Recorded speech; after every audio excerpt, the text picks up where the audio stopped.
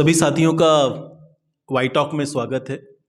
और आज ऐसी साथी, ऐसी संघर्ष के साथी से आप सभी लोगों को रूबरू करवाने के लिए मैं लेकर आ रहा हूँ। एक ऐसी साथी जिसकी शादी 17 साल की उम्र में हो जाती है। 10 साल तक वो पढ़ाई नहीं कर पाती है। 18-19 साल की उम्र में 2 बच्चों की माँ बन जाती है। और फिर एक ऐसी घटना घटती है कोविड के दौरान, जिससे उनके जो जीवन के साथी हैं वो उनसे दूर हो गए। मगर फिर भी वो हिम्मत नहीं हारती। आज भी वो लड़ रही है, संघर्ष कर रही है और अपने सपनों को पूरा कर रही है। तो मेरे साथ आज शिखा जी हैं और शिखा जी से ही हम सुनते हैं कि वो क्या सोचती हैं, क्या करना चाहती हैं, क्या वो सपने हैं, क्या वो अभिप्रेरण है उनके अंदर जो उनको हमेशा ताकत देता है आगे बढ़ने की। तो शिखा जी, बहुत बहुत स्वागत है आपका वाई टॉक में। तो हमारे सभी साथियों को अपने बारे में, अपनी जीवन की कहानी के बारे में थोड़ा विस्तृत से भी बताएंगे तो चलेगा, मगर अपने बारे में ज़रूर बताइए। तो नमस्ते सभी को। मेरा नाम शिखा है, शिखा जनोरिया, और मैं यहीं हरदा से हूँ। जीवन से बोले तो बचपन से ही एक संघर्ष की कहानी है। जैसे आप अगर बोलते हैं लड़की के ज़िंदगी है तो वो तो संघर्ष के लिए है, बट फिर भी मेरे साथ एक ऐसी कहानी है कि मैं जब 9 साल की थी तब मेरी मम्मी एक्सपायर हो गई थी। मेरे छोटे छोटे 2 भाई बहन थे। उस सिचुएशन में मेरे पिताजी अच्छे से काम नहीं कर पाए, क्योंकि जब मम्मी नहीं तो उनका भी, वो भी डिस्टर्ब हो गए थे, तो शायद वो काम नहीं कर पा रहे थे, तो मेरी पढ़ाई भी नहीं हो पा रही थी। तो जहाँ मैंने पढ़ाई के लिए बहुत संघर्ष किया, मैं जाके स्कूल में बैठ जाती थी। बट ऐसा होता था कि सभी लोगों को लगता था कि ये पढ़ना चाहती है, तो कहाँ से इसकी फ़ीस की व्यवस्था की जाए, कहाँ से इसकी बुक की, और कहाँ से इसके ड्रेस की, और कहाँ से इसके कॉपियों की, मतलब सारी चीज़ों की व्यवस्था वो लोग अपने तरीके से कर लेते थे। और मेरे को पढ़ने के लिए बहुत उन्होंने, टीचर ने भी फ़ीस दी, मदद की, और फ्रेंड हैं जितनी सहेलियाँ, उन लोगों को लगता था, तो उनकी मम्मी वगैरह सभी लोगों ने थोड़ा-थोड़ा अमाउंट जमा करके मेरे लिए ड्रेस वगैरह जो सारी चीज़ें वो दिलाए। तो जब तक मैंने पढ़ाई वहाँ 10वीं तक की, और उसके बाद फिर मेरी शादी हो गई 17 साल की उम्र में। अब शादी होने के बाद फिर जब इटारसी में शादी हुई है, और शादी भी हुई तो वो मेरे पहले से मेरे जीजा जी थे। मेरी बहन जो है एक्सपायर हो गई थी, मौसी की लड़की, तो उनके साथ, और वो 10 साल एज में बड़े हैं मेरे से। तो एक जीजा जी को अपने पति बोलने में थोड़ा लगता, लेकिन घर के हालात ही कुछ ऐसे थे कि बिन माँ की है तो शादी कर ली जाए। तो मैंने बोला मैं पढ़ाई करना चाह रही, पर उन्होंने बोला कि पढ़ने लिखने से क्या, कौन सा तुम कलेक्टर बन जाओगे, कौन सा कमाई कर लोगे, क्या है, तो आप ना एक काम करो, शादी के बाद तुम्हारे ससुराल में जाना, वहीं सब करना। तो दादी और पापा की ये राय थे, तो उन्होंने शादी कर दी। ससुराल में आए तो यहाँ पति से बात की कि आप मेरे शादी तो हो गई है पर पढ़ाई कराएंगे। अरे क्या करेंगे पढ़ लिख के, 2 लोग हैं, कमा रहे हैं, खाओ रहो घर में। फिर बच्चे हो गए तो बच्चों की समस्याओं में उलझ गए। फिर मन में फिर भी उमंग थी कि मेरे को पढ़ना है और आगे बढ़ना है, क्योंकि मेरा एक सपना था कि मैं पढ़ लिख के कुछ ऐसा बनना चाहूँ कि जो इतनी सिचुएशन लोगों को देखते मेरे साथ हो रही है, शायद मैं ऐसी लड़कियों को निकालूँ, ऐसी महिलाओं को निकालूँ, लेकिन शायद कहीं ना कहीं मैं वहाँ दब जाती थी। यहाँ पर फिर काफ़ी समय बाद थोड़ा सा हस्बैंड को लगा, तो मैं फिर सिनर्जी से जुड़ी 2018 में। और 2018 में जुड़ते हुए मैंने वहाँ पर जब युवाओं की जो मीटिंग, वहाँ समझी कि पढ़ने की कोई उम्र नहीं होती, पढ़ सकती हूँ। तो फिर यहाँ पर सभी का मेरे को मिला कि हाँ आप कर सकते हो। तो मैंने अपने पढ़ाई 10 साल बाद अपनी पढ़ाई चालू की, और पढ़ाई करने के बाद फिर मेरे को एक ऐसा स्पेस मिल गया जहाँ मेरी मन की बात हो। तो मेरे हस्बैंड में, मतलब उनके दिमाग में शायद उस समय आ गया कि हाँ कुछ तो है। और फिर मैं सिनर्जी के साथ जुड़ के अभी पिछले 5 सालों से अपना जो है कर रही हूँ, जुड़ी हूँ। और मैं ये इसलिए कर रही हूँ कि मैं चाहती हूँ कि कोई भी महिला हो या लड़की हो, वो संघर्ष से पीछे ना हटे ना, कि ये हमारे ऊपर जो परेशानी आती है तो इनसे भागना नहीं है, इनका डट के मुकाबला करना है। क्योंकि अगर अपन मुकाबला नहीं करेंगे तो आगे नहीं बढ़ पाएंगे। और वो सारी महिलाओं के लिए मेरा ये संदेश है कि अपने खुद की हिम्मत खुद को बनाना है, ना कि कोई आपको दे, है ना। आप चाहें तो ये बोले कि नहीं हमसे बढ़ के कोई है नहीं, हम हैं तो सब कुछ कर सकते हैं। तो हमारे अंदर वो शक्ति है और वो कर सकते हैं। इसी बीच में फिर मेरे हस्बैंड 2020 में एक्सपायर हो गए। तो क्या कारण था, जो जो डेथ हुई उसके पीछे कारण क्या था, क्या चीज़ें हुई थी? थोड़ा सा सर ये था कि वो शराबी थे, पत्ते हम्म। वगैरह खेलना ना उनकी आदत शुरू से थी। पर क्या करें, एक बार लड़की की शादी हो जाती है और वो भी ऐसी परिस्थिति में। शादी भी हुई थी तो चंदे से हुई थी, क्योंकि मेरे घर पापा के पास 1 रुपया नहीं था शादी करने के लिए, और इन्होंने बोला था कि मेरे को लड़की के अलावा कुछ नहीं चाहिए। तो सभी ने सोचा कम पैसे में और बिना कुछ मांगे हो रहा है तो कर दें। तो अब जो भी हो या नसीब का खेल समझ लें जो भी, पर ये है कि वो पत्ते की शराब और जुआ खेलते थे। उन्होंने इसकी वजह से काफ़ी कर्जा कर लिया था 2011 में। तो वो काफ़ी बीमार हो गए थे कि उससे काफ़ी, फिर लेकिन 2-3 साल ठीक रहे। फिर मैं अपने मतलब बच्चों को पालने के लिए मैंने तगाड़ी का भी काम किया है। अभी बस स्टैंड पे जो बिल्डिंग बनी है, मतलब वो टंकी बनी, वो हम समझ लो कि मैंने ही उसमें हम सपोर्ट किया, मतलब मैंने ही काम किया उसमें।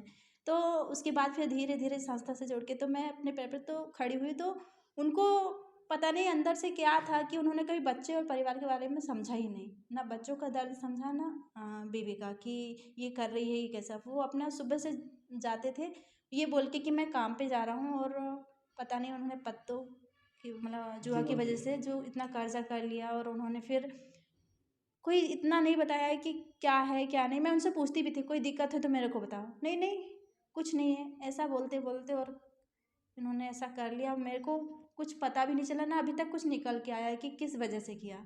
तो जहाँ तक कुछ लोगों के कहने सुनने में आया है कि उन्होंने बहुत कर्जा कर लिया रहा, 12 जो भी लाख है वो कर्जा था। तो लोग मतलब परेशान होके। तो देखिए समस्या ये है कि लोगों को ना जो समस्या है उससे खुदकुशी नहीं करना चाहिए, उसका डट के सामना करना चाहिए।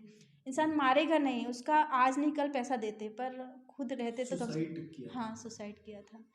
तो ये थोड़ा तो सा।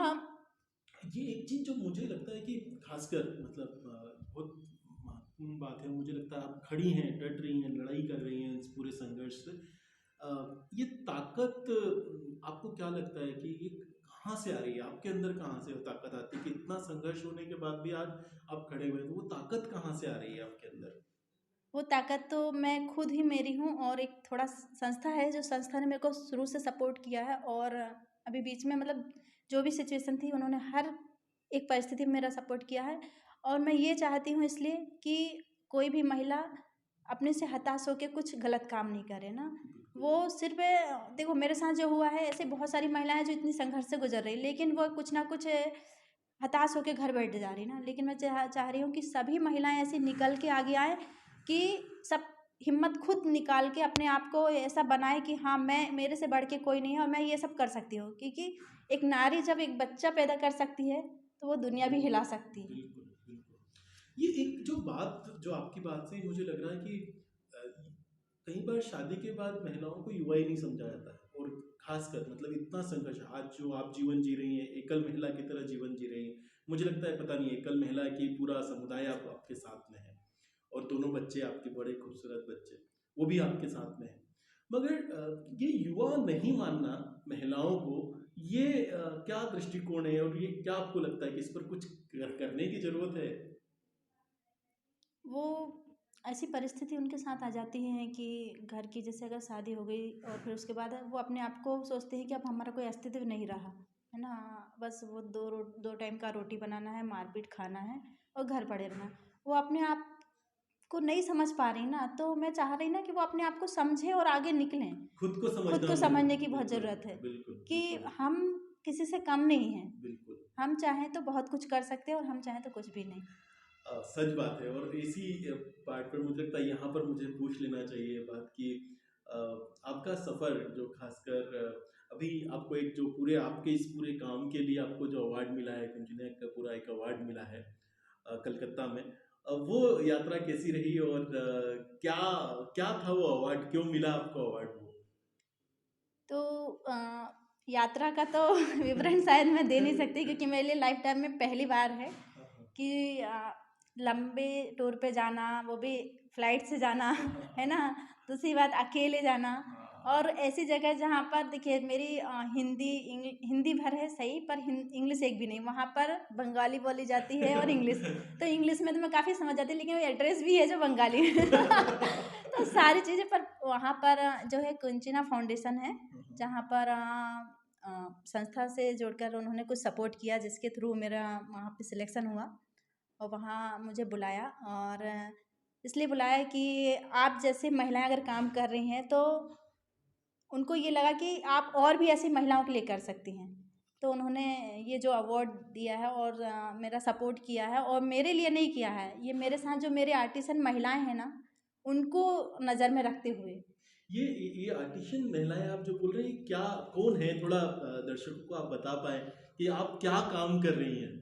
तो जो बंसकार समुदाय की जो दलित महिलाएं हैं, जो घर पर ही रह के मतलब उनके पास कोई ऐसा रोजगार नहीं है, लेकिन फिर भी वो उनका जो वंशकार में जो वो डला टोपली बनाते हैं ना, तो उनको वो कैसे घर पे रह के ही घर से ही खुद का आमदनी मतलब एक रोजगार घर से ही करते। तो उन महिलाओं को जो काफ़ी दबी हुई हैं, उनको वो स्पेस नहीं मिल पा रहा कि वो जैसे अगर वो अपना कोई सामग्री बना रही हैं तो उनको बेचने के लिए उनके पुरुष या बेटे जाते हैं, लेकिन तो ये उनको बांस से बने हुए सामग्री होती जी। है?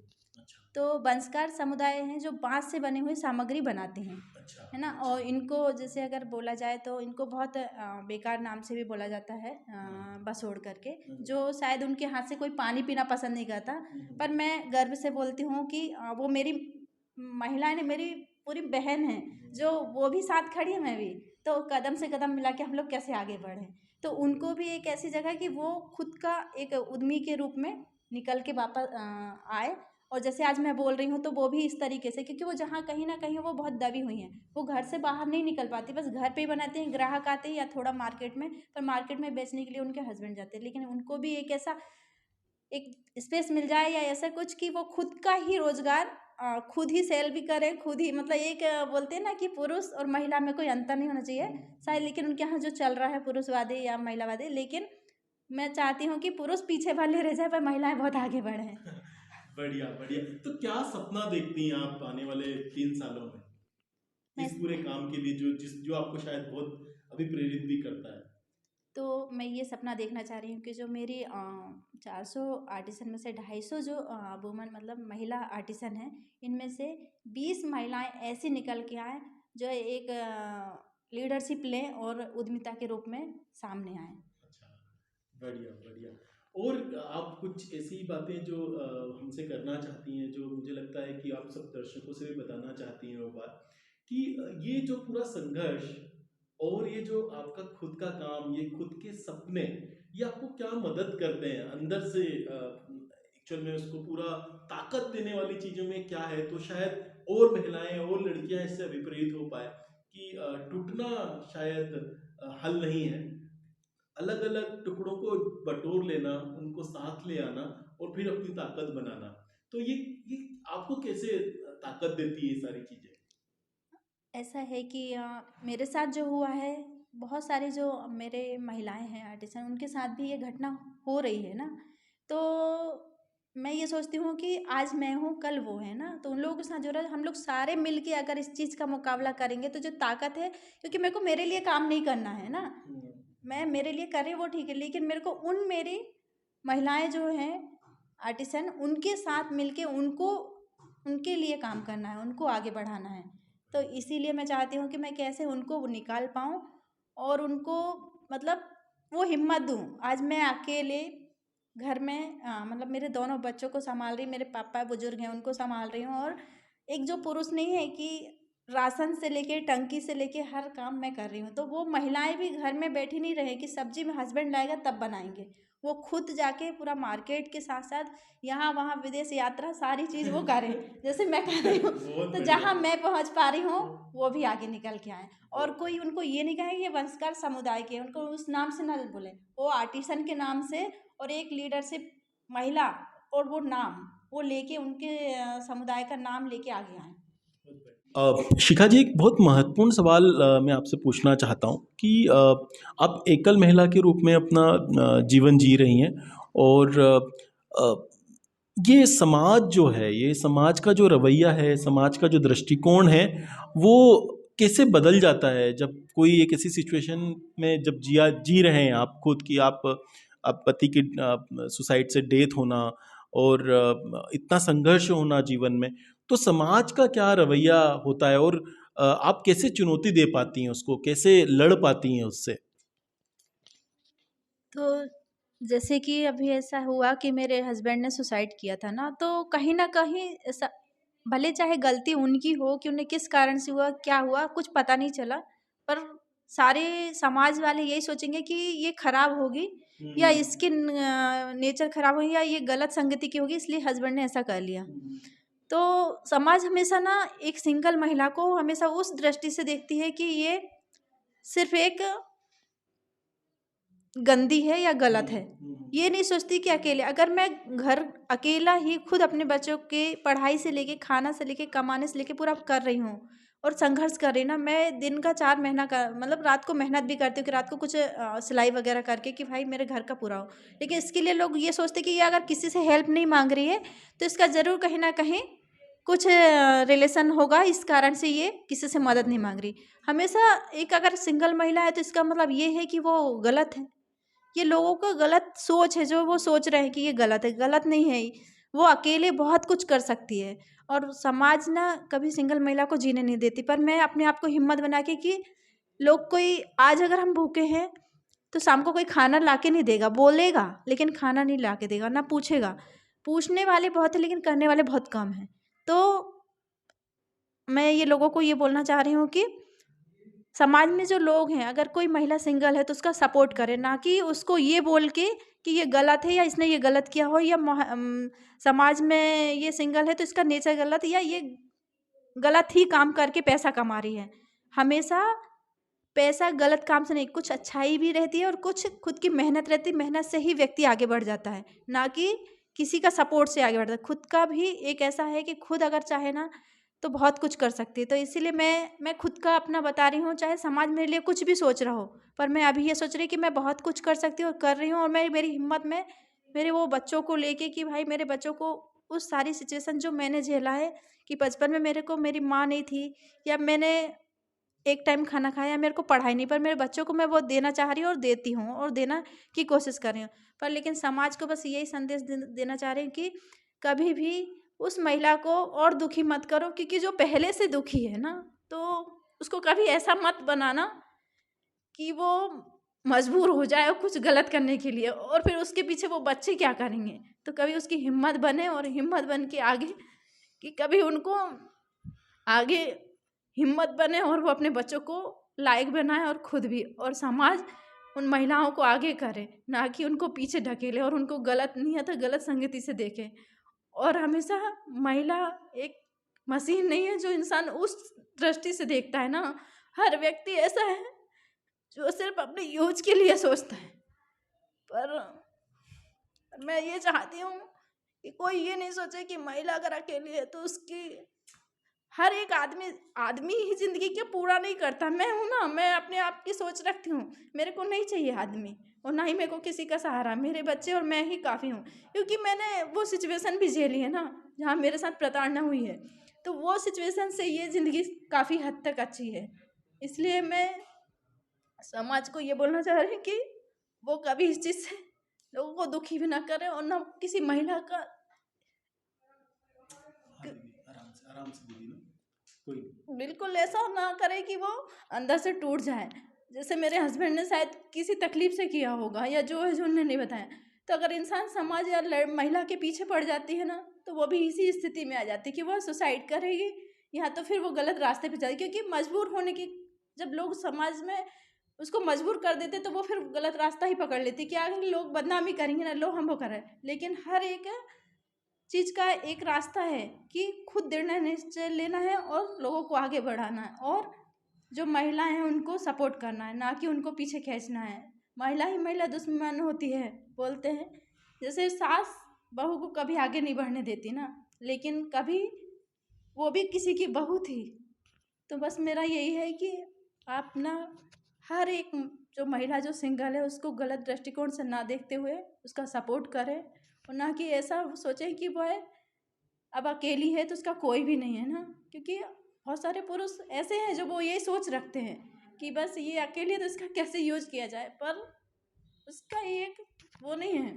सपोर्ट करना भी बहुत बड़ा, भाई, पिता, पति सब रूप में पुरुष है, लेकिन कुछ लोग ऐसे हैं जो अपने आप को कुछ गलत ही सोच के और बस वो महिला को उस तरीके से किसी को कोई मजबूरी के कारण करने लगता है, क्योंकि उसको पहले से उस धारा में बहा देते हैं लोग, क्योंकि इतना बदनाम कर देते हैं लोग उसको कि वो चाह के भी ना उस चीज़ से नहीं निकल पाती। फिर वो सोचती है कि बदनामी तो हो ही रही है, तो करने से बदनाम हो रहा है, तो नहीं करने से बदनाम हो रहा है तो कर ही ले। तो इसलिए बहुत सारी महिलाएं मजबूरी में ऐसा कर लेते हैं। लेकिन सभी का ऐसा नहीं है कि एक महिला ऐसी है तो ऐसा नहीं है कि सभी महिलाएं ऐसी होंगी।